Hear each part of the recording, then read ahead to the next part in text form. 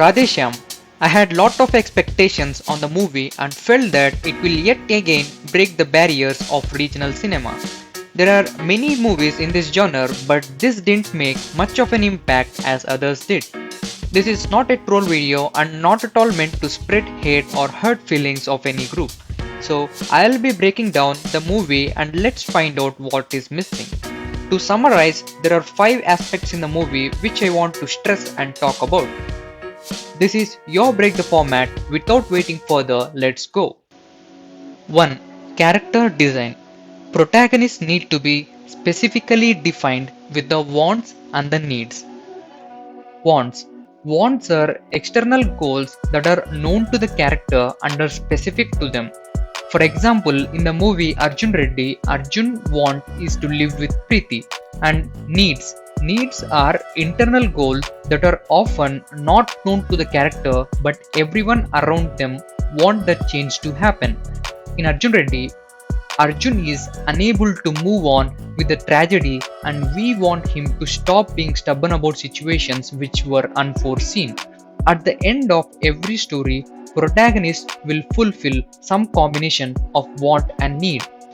Let us see how the characters are designed in Radhe Shyam. First, our protagonist Aditya. Aditya's want is just to have flirtationship with Prerana. Whereas his need is we want him to realize that not always you have to rely on destiny, but you can step up and write your own fate. Coming to Prerana, her want is she wants more than flirtationship with Aditya and want to prove his prediction is wrong. Whereas coming to need, there is no specific need I felt for her. And the 2 other important characters, Paramahamsa, who is a Pamist Guru, and the archer, both have flat character arcs. In a flat arc, character remains the same. There will be no change in them. Their belief system still remains intact. Rather than the world changing the character, they will be changing the world around them. Apart from this, we had characters like Aditya's mom, his friend, the businessman, captain of the ship, hospital staff, Prerana's parents, Prerana's uncle. But it doesn't make any difference if we keep or remove them because these characters are barely contributing to the story at all. Strictly speaking, there are only 4 characters in the film and here itself the story lost its magnitude and epicness. Imagine number of characters in Bahubali. It's not just Amarendra Bahubali. We have many notable characters like Ballala Deva, Bijjala Deva, Shivagami, Kattappa, Devasena, Avantika, Bhadra, Shiva, Sangha, Jayavarma, Kumaravarma, Setupati and Kalakiyas. And each one of them is packed with beautiful character arcs. But mind it, having too many characters is not enough to make the film epic. It's just that it increases the chance of getting many plots, more conflict and more drama out of it. 2. Screenplay or story structure. Story structure is usually dissected into 3 acts which are also referred to as beginning, middle and end of the story. 3-act structure is a very efficient way to tell a story and it has been there from the times of Aristotle. So let us dissect our story and look what is happening or missing in each of these acts. Act 1. The setup. In Act 1, the characters and the world they are living in are set up. At this point of time, audience come with an open mind and will be ready to accept whatever the world it is set up in, even if it is a distorted reality. Coming to the movie, in the first act, 3 characters, Paramahamsa and the lead pair Aditya and Prerana are introduced. And also we got some glimpses of the palmistry. At the end of Act 1, there will be a plot point which we call as inciting incident. So once this inciting incident occurs, there is a realization that life will never be the same for these characters and they are set up for an unexpected journey. For example, in Arjun Reddy, Arjun is suspended and is about to leave the college. But as soon as he gets to see Preeti, he decides not to leave. And now the story starts cooking. Whereas in Radhe Shyam, our protagonist Aditya meets Prerana in the train and only after this meet the story opens up. So, coming to the movie, Act 1 has taken its own sweet time and didn't engage me much. Usually, they say if you can't make the characters believable in the first act, then something is wrong. And the characters here have very little weight to them and couldn't empathize more. Usually, underdog characters are easier to empathize with rather than someone who have everything in abundance. Next, Act 2, the confrontation. Act 2 is the major meat of the movie where there is a character development and the plot begins to evolve. Just as we discussed, to have flirtationship with Prerna is Aditya's only want here. So in this Act 2, Prerna agrees to date Aditya in the very start, so Aditya's want is fulfilled here. Now it raises the question, what more needs to be attained by Aditya? As an audience, what should we look forward to? I felt the story took a pause here. Moving on, the first plot point in the Act 2, which is also called as a midpoint. Midpoint is where the story gets another turn. In Arjun Reddy, Arjun's life gets upside down as he gets a drug overdose and lose control of what is happening around him. In Radhe Shyam, Aditya just confidently claims his prediction that Prerna will live longer despite her cancer. And I didn't find this point compelling at all. So let us take a moment and see what is happening in Act 2.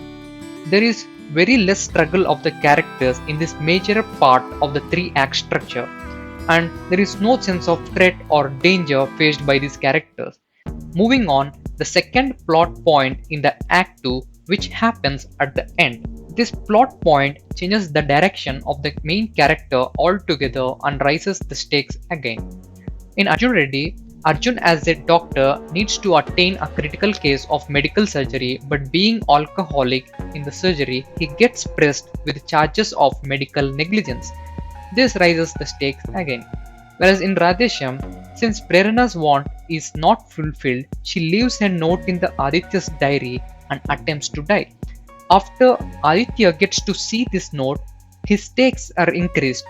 That's when he decides to go against the fate and get back to her. This is the moment when Aditya's want is re-evaluated. Moving on, Act 3, the resolution. All the plots so far lead to the climax in this act, where it is taken to the most intense point. At the end of this act, we leave the characters with a new sense of who they really are. If there is one sequence that is reasonably good, it is the ship episode. It is shown in an epic way and I bought it completely. But at the end, it is not shown like how he survives this huge tsunami. So this is all about the story structure and what is missing in each one of them. 3. Storytelling. To keep the scenes engaging and interesting, there are no modern storytelling techniques used. A good story holds the hands of an audience and make them completely engrossed in it. Else, the audience will easily get lost or diverted into their own world. While watching, they didn't address this most vital question. What is it as an audience that we need to look forward for? Problems and conflict is one of the way where you can easily hold the audience and make them anticipate for something. Everything in the movie is just so easily attained and there are very few obstacles in the way. Now coming to the movie, they barely had 4 sequences where there is a problem or conflict underneath. 4. Sound. First point is, songs and melodies are excellent, but the background score is overused and didn't give a breather. Music cues the audience what to feel. It needs to wait for the right moment to strike hard and have the best impact. But the problem is, the score is in a bright mode throughout the film. Due to this, I am not able to distinguish whether it is a high moment or a flat moment or a low moment. For an example, in Arjun Reddy, look at the impact this scene has.